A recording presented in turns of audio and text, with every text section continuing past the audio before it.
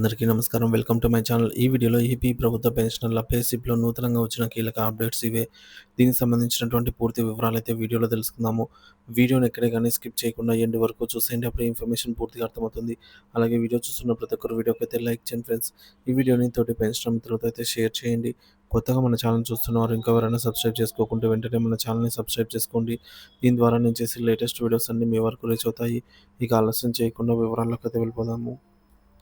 Friends ఇక విషయానికొచ్చినట్లయితే ఆంధ్రప్రదేశ్ ప్రభుత్వ పెన్షనర్లు ప్రతి నెల సీఎఫ్ఎంఎస్ ద్వారా పొందే పే స్లిప్స్‌లో అప్డేట్ అయితే రావడం జరిగింది. సో, ఈ నెల నుంచి పూర్తిగా మారిపోయిందనమాట పే స్లిప్.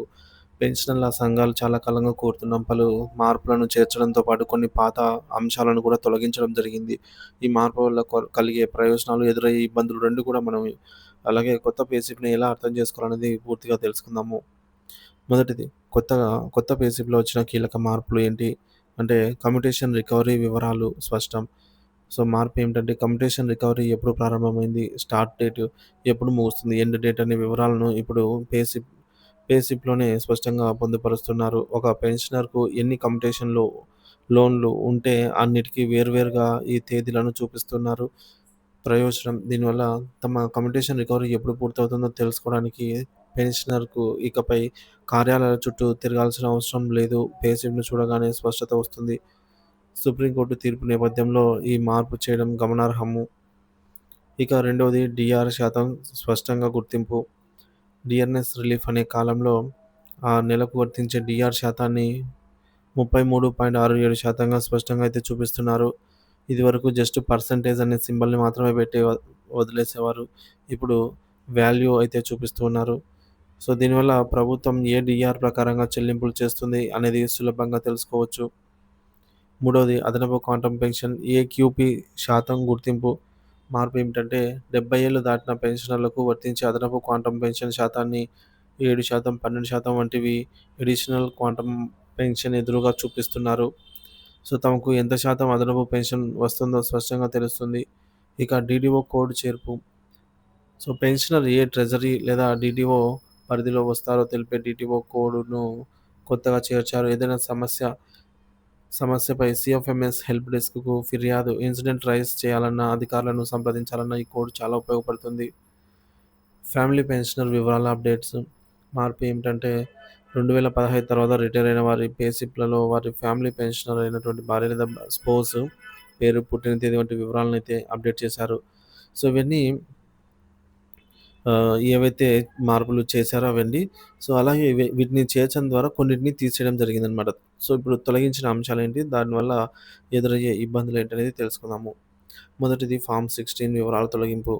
సో, గతంలో పే స్లిప్ కుడివైపున కనిపించే ఫార్మ్ 16 సారాంశాన్ని అంటే గ్రాస్ సాలరీ, టాక్సబుల్ ఇన్‌కమ్, చెల్లించాల్సిన టాక్స్ వంటివి పూర్తిగా తొలగించారు. దీనివల్ల ఆదాయపు పన్ను ఎంత కట్టాలి, ఈ ఫైలింగ్ ఎలా చేయాలనే దానిపై పెన్షనర్లకు అవగాహన కష్టమవుతుంది. ఫిబ్రవరి పే స్లిప్ ఆధారంగా టాక్స్ అంచనా వేసుకునే అవకాశం కూడా లేకుండా పోయింది. దీనివల్ల ప్రత్యామ్నాయం ఏమైనా ఉందా అంటే పే స్లిప్‌లో వైటీడీ ఇయర్లీ టాక్సేషన్ డీటెయిల్స్ కాలంలో టోటల్ ఆధారంగా ఆర్థిక సంవత్సరంలో వచ్చిన మొత్తం ఆదాయాన్ని చూసుకొని దాని ప్రకారంగా టాక్స్ చెల్లించుకోవాల్సి ఉంటుంది. ఇక రెండోది పేమెంట్ సమ్మరీ తొలగింపు. మార్పు ఏంటంటే ఎర్నింగ్స్, డిడక్షన్స్, నెట్ పే వంటి వివరాలతో కూడిన పేమెంట్ సమ్మరీ బాక్స్‌ను తీసివేశారు.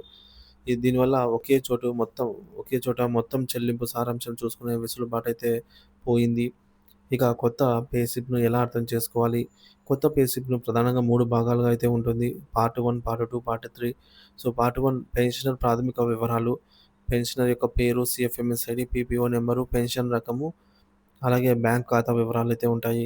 పార్ట్ 2లో కార్యాలయ మరియు వ్యక్తిగత వివరాలు, treasury office, DDO code, pan number, పుట్టిన తేదీ, పెన్షన్ ప్రారంభ తేదీ, ఫ్యామిలీ పెన్షనర్ పేరు, వారి పుట్టిన తేదీ వంటివి ఉంటాయి. పార్ట్ 3లో ఆదాయ మరియు కోతల వివరాలు, ఇక earnings, basics pension, DNS relief, medical allowance వంటివి ఉంటాయి.